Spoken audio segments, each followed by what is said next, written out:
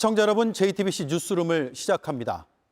신규 확진자가 가까스로 2,000명대 앞에서 멈췄습니다. 하지만 위기는 여전히 진행형입니다. 줄지 않는 이동량과 델타 변이 확산에도 방역당국은 이렇다 할 대책을 내놓지 못하고 있습니다. 광복절과 추석까지 잇단 연휴에 바이러스 활동성이 커지는 계절적 요인까지 위험 요소도 곳곳에 쌓여 있습니다. 폭발적 확진에 의료체계는 이미 한계를 드러내고 있습니다. 병상은 여유가 있다던 정부는 수도권 병원장들을 불러 병상을 더 빼달라고 했습니다. 첫 소식 박민규 기자입니다. 4차 유행 이후 위중증 환자는 급격히 늘고 있습니다. 지난달 중순까지는 100명대로 유지됐습니다. 어제 387명까지 올랐습니다. 한 달 만에 2.7배가 된 겁니다. 전담 병상을 계속 늘리고 있지만 그래도 부족합니다. 코로나 치료를 위한 병상은 이 병원에 모두 7개입니다. 2개는 중환자, 5개는 준중환자를 위한 건데요. 당장 입원 가능한 병상은 한 자리도 없습니다. 최근 들어서 계속 차 있는 겁니다. 방역당국은 결국 민간 병원에 구조 요청을 보냈습니다. 코로나 중환자용 병상을 의무적으로 마련하라는 겁니다. 전체 병상의 1.5%까지 늘리도록 행정명령도 준비 중입니다. 하지만 일선에서는 여의치 않습니다. 원래 병동 하나에 일반 병상 40개가 있었습니다. 하지만 전담 병상 7개를 만들기 위해서 이 병동을 통째로 비워야 했습니다. 음압시설 같은 장비에다 의료진도 더 필요했기 때문입니다. 전국 중환자 병상은 37%, 코로나 전담 병원은 26% 여유가 있습니다. 하지만 장비와 의료진이 많이 필요한 데다 입원 준비에 드는 시간을 고려하면 이런 숫자가 곧 실제 사용 가능한 병상을 뜻하는 것은 아니라는 지적이 이어져 왔습니다. 치료 장비 부족도 문제입니다. 환자 혈액에 산소를 넣기 위한 인공 심폐 장치, 즉 에크모는 전체 절반가량을 코로나 환자에게 쓰고 있습니다. 코로나 대응으로 다른 환자 치료에 차질을 빚는 등 기존 의료 체계가 무너지지 않도록 관리하는 게 또 다른 과제인 셈입니다. JTBC 박민규입니다. 이 같은 상황에 정부는 현행 거리두기보다 강화된 이른바 4단계 플러스 알파를 고려하고 있습니다. 체육시설처럼 많은 사람이 모이는 시설에 집합을 금지했던 과거 2.5단계 수준으로 고삐를 줄 가능성도 있습니다. 이와 동시에 델타 변이 확산 등의 변화를 반영한 새 방역 전략도 고심하고 있습니다. 김소형 기자입니다.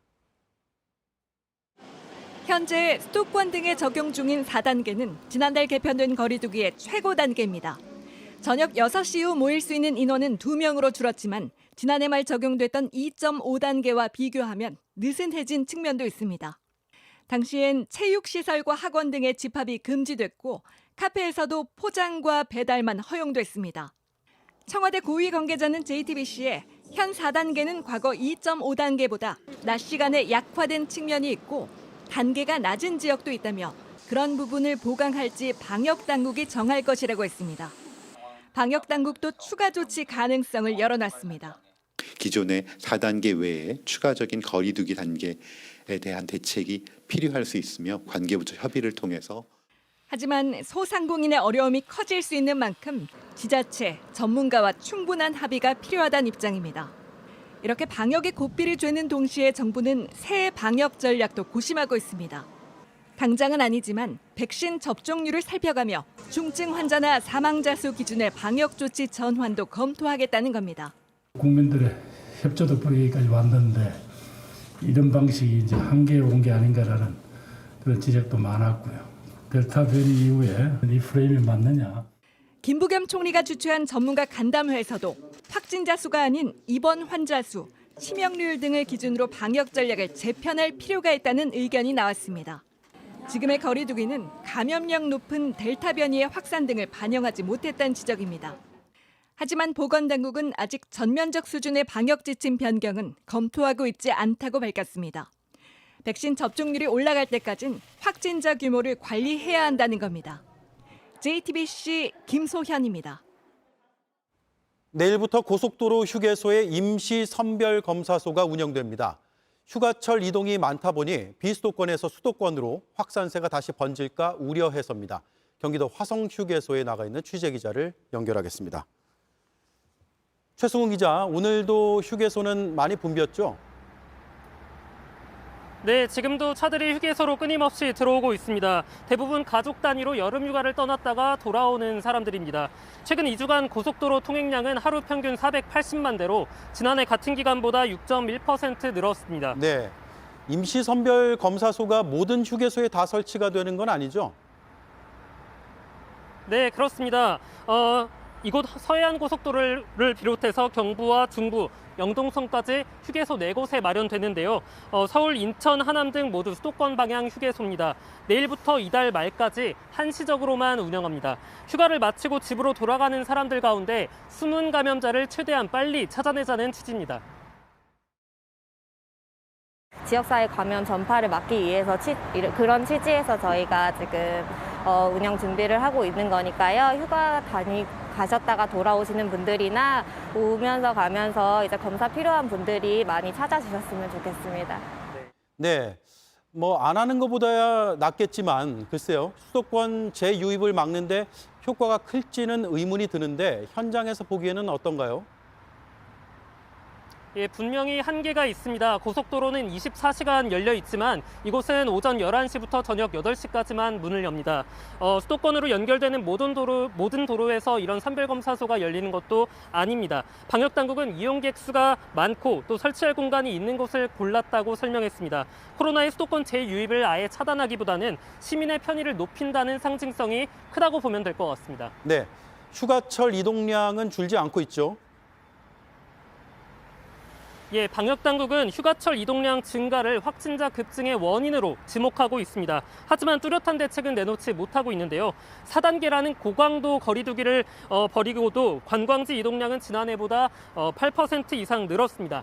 이동량을 줄이기 위한 추가적인 대책을 마련해야 하는 이유입니다. 네. 화성휴게소에서 최승훈 기자였습니다. 강화된 거리두기가 길어지면서 예비 부부들의 속이 타들어가고 있습니다.